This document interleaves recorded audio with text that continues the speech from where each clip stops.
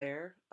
This video is for those of you who have clicked on the revisions and self-score assessment for the civilization test, but are really unsure of how to complete it, even after reading the directions and working through it a little bit. So if you need some extra help, keep watching this video. If you think you've got it, maybe try it first. So here's what you're going to do. Obviously, you've already clicked on this. Okay, you're going to go into your test.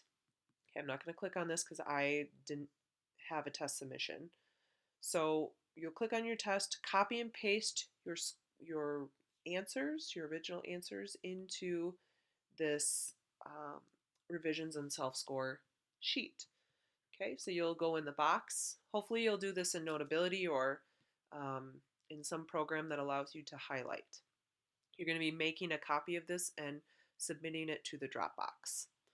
So I'm going to give you an example of an essay I already wrote last week.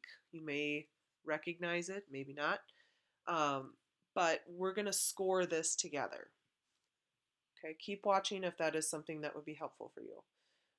So how this works is once you've copied and pasted it, okay, you're going to need to highlight for each point that you come across, okay?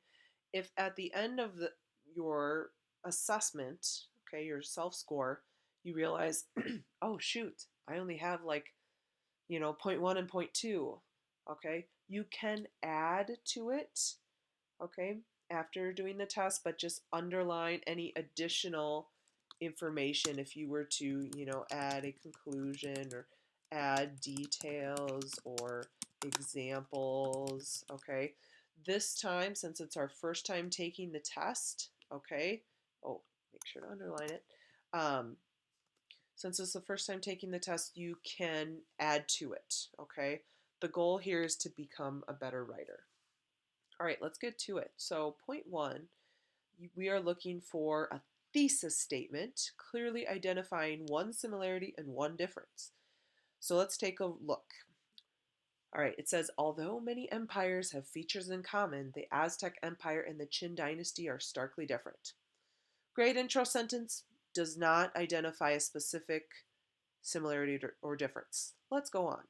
The Qin and the Aztecs had some similarities when it comes to governing a small empire and building cities. Okay, here's a similarity. However, the Aztec and the Qin had very different religious beliefs and ways of writing, which evidently make their cultures seem worlds apart. All right, there it is. It's gonna get orange. It's gonna get orange. We're gonna highlight it in orange. Okay, next point. We're looking for um, a sentence or two that appropriately address one similarity with an example. Okay, we're just looking for one. I know the prompt says two, okay, which might make your chances of getting a zero point 0.6 even better. So, lucky, lucky. All right, the Qin dynasty and the Aztecs were both ruled by emperors who controlled multiple districts. Okay, there we go. For example, during the Qin dynasty, Emperor Qin Shi Huangdi conquered multiple districts. For example, let's see here. Um, okay, during the Qin dynasty, Emperor Qin Shi Huangdi conquered 6 feudal states to China to unify China and create the Qin dynasty. Okay, so now we're getting into some specifics, okay, some factual explanations. All right, so that's going to get a yellow. Okay, then I describe in modern day Mexico, Aztecs had the Triple Alliance, and Texcoco and Tlacopan agreed to be ruled by the same government and expand its power. Okay, so now we're getting into examples. Okay, the example probably could have actually started here.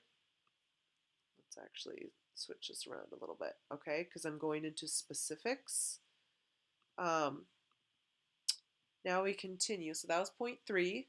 So notice the pattern is going to be you list your difference or your similarity, then you always support it with some factual information and explanation.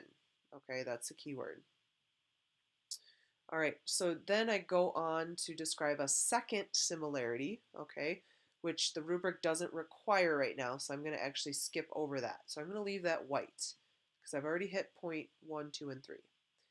All right, however, the Aztec Empire and Qin Dynasty were also very different when it comes to civilizations. Okay, great intro sentence, however, it doesn't give me a similarity or difference, so I'm going to keep going.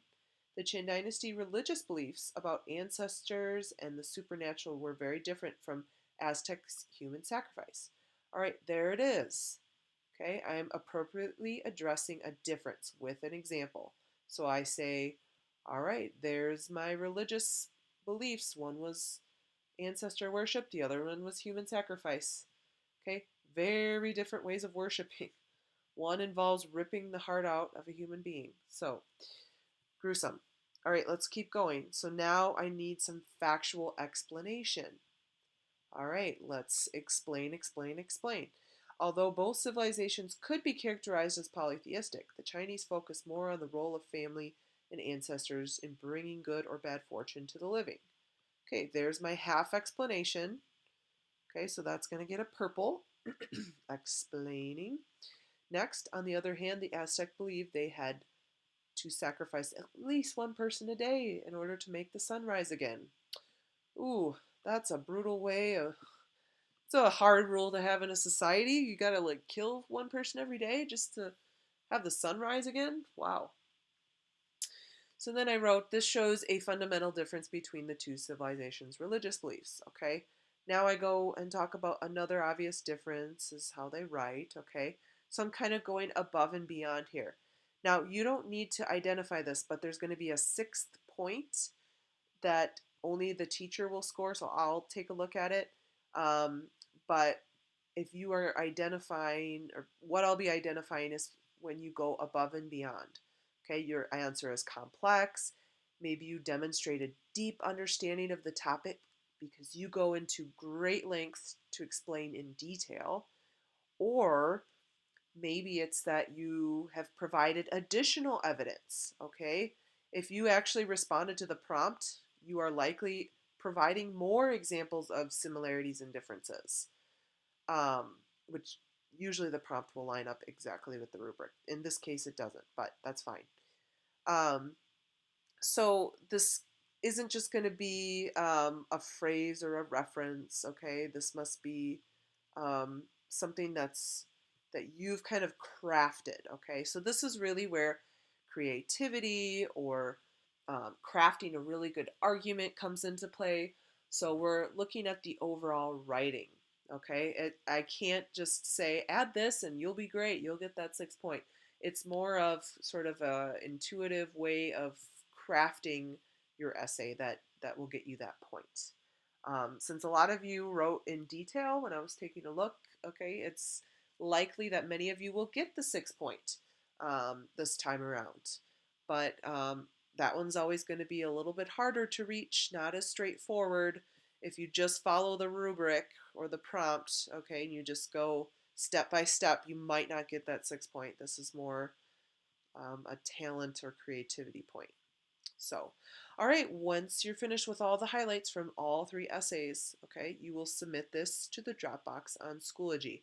And then I will pick it up and grade your final test, and that shall go into Infinite Campus. All right, thank you.